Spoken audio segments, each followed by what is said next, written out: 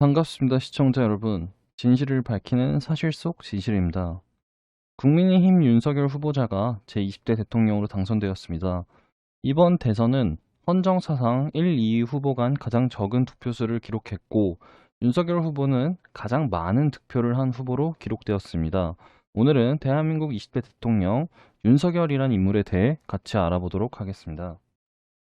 1999년 서울중앙청 특수부 당시 김대중 정부 실세인 박희원 경찰청 정보국장이 뇌물수수 사건을 배당받아 수사했습니다.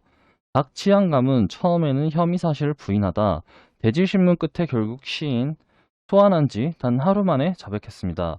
얼마나 철두철미하게 증거를 수집하고 신문을 했는지 박희원 치안감은 영장실질심사 등을 모두 포기했죠.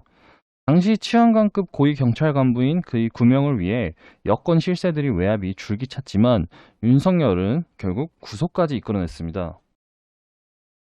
2003년 참여정부 시절 노무현이 측근인 안희정과 강금원을 구속수사했습니다. 강금원은 배임 및 조세포탈 혐의, 안희정은 선거법 위반으로 징역형 선고받았고, 이처럼 윤석열은 권력에 아부하지 않고 자신이 원칙 그대로 정당을 가리지 않으며 수사에만 집중하여 본인이 정의를 이뤄냄을 몸소 보여주었죠.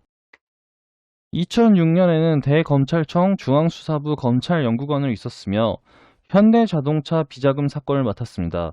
그 당시 정상명 검찰총장에게 면담을 신청하고 수사 결과 정몽구 회장을 구속해야 한다면서 동시에 사직서를 내밀며 마치 영화의 한 장면 같은 모습을 보여주었죠. 이에 정 검찰총장은 고심 끝에 정몽구 회장을 구속했습니다. 2013년 박근혜 정부 시절 수원지방검찰청 여주지청장을 근무하던 윤 전 총장은 세간에 더욱 자신을 알리게 됩니다. 바로 국가정보원 여론조작 사건 특별수사팀장으로 활동한 건입니다. 2000년대 이후 기업이나 정당 등의 단체가 알바생을 고용하여 여론선동 댓글을 조작한 것입니다.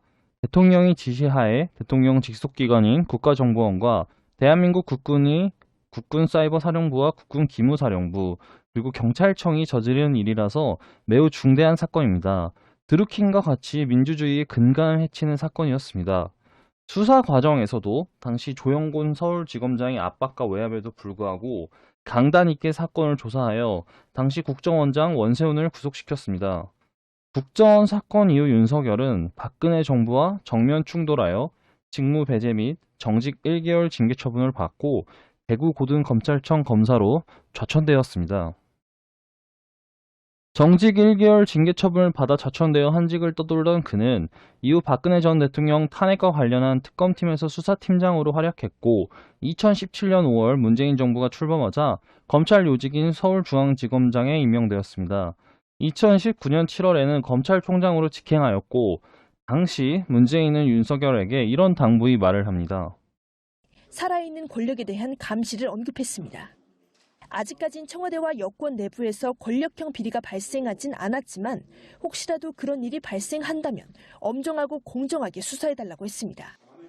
우리 청와대든 또는 정부든 또는 집권 여당이든 만에 하나 권력형 비리가 있다면 그 점에 대해서는 정말 이렇게 엄정한 그런 자세로 이렇게 임해 주시기를 바라고요. 문재인이 말한 대로 권력과 기득권의 크기와 힘에 상관없이 윤석열은 2019년 9월 조국 전 법무부 장관 가족 비리에 대해 수사를 결정했습니다. 조국으로 인해 나라가 분열되고 친조국, 반조국 세력으로 나뉘며 나라는 혼란에 빠졌습니다. 그 결과 정경심에 대해선 대법원까지 유죄 판결이 나왔고 조국에 대해서도 지금 재판은 진행 중입니다. 사법부, 심지어 3심에서도 명확한 사건과 결과가 나온 건에 대해 지금 와서 다시 보더라도 당시 윤석열은 정의와 공정에 입각한 수사를 한 것뿐입니다. 그토록 문재인이 바랐던 걸 행동으로 옮겼을 뿐이죠. 하지만 이후로 문재인 정권이 검찰개혁이라는 명분으로 검찰 힘 빼기에 나서면서 조직이 존립이 위태롭게 됐죠. 검경 수사권 조정과 고위공직자 범죄수사처 발동 등 여러 가지 단계에서 검찰 해체 위기를 겪으며 수사지휘권 박탈에 징계 처분 청구 등 윤 전 총장의 거취를 위협하자 마침내 그는 검찰총장을 사직하고 국민의힘에 입당하고 대통령 후보로 출마하여 대한민국 대통령이 되었습니다. 정의는 혹시 조직을 사랑합니까? 네, 대단히 사랑하고 있습니다. 사랑합니까? 예. 혹시 사람이 충성하는 거 아니에요? 저는 사람에 충성하지 않기 때문에 예. 제가 오늘도 이런 말씀을 드리는 겁니다.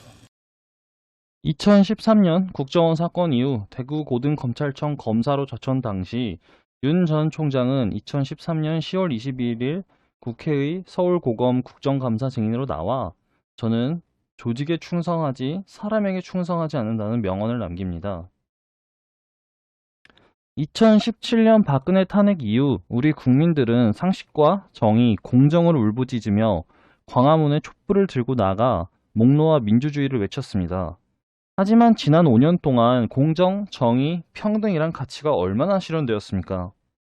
높은 대선 득표율과 180석이라는 거대 권력을 가지고 이 정부가 이뤄낸 것이 무엇입니까?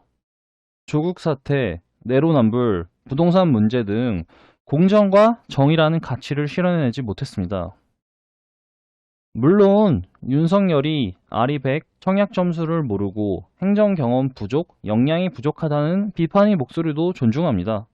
하지만 윤석열은 상식과 우리 모두가 정해놓은 원칙을 외부 요인과 권력 앞에서도 흔들림 없이 지켜왔던 사람이고 지금 대한민국의 지도자에게 가장 필요한 건 상식과 공정, 정의를 묵묵하게 지켜줄 수 있는 사람입니다.